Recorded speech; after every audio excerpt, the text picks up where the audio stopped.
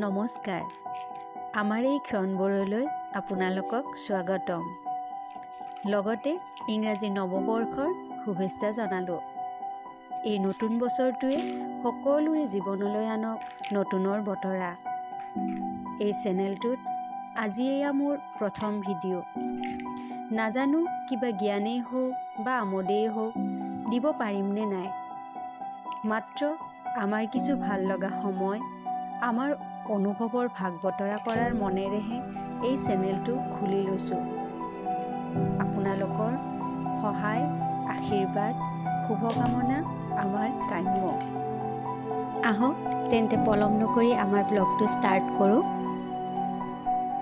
আমাৰ প্ৰতিটো দিনৰ আৰম্ভণি এই আসনখনৰ পৰাই হয়। আমাৰ জীৱনৰ হাঁহি কান্দোন, উত্থান পতন, সকলো প্ৰাৰ্থনা ইয়াতেই সমৰ্পিত।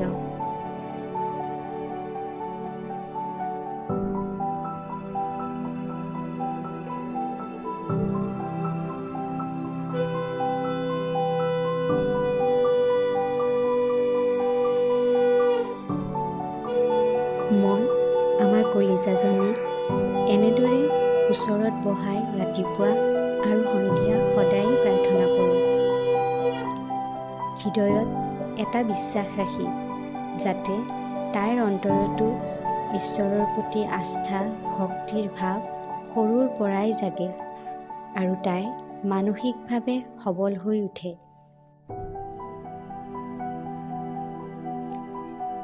আজি বছৰৰ প্ৰথমটো দিন।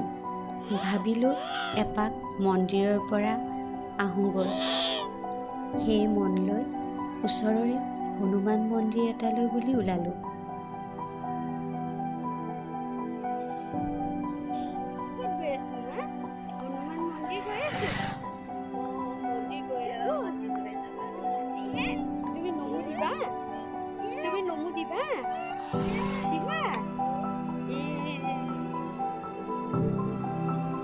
এয়া আমি গৈ মন্দিৰ পালোঁগৈ।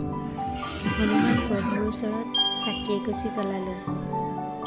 বছৰটো সকলোৰে বাবে যেন ভালে কুশলে পাৰ হয়।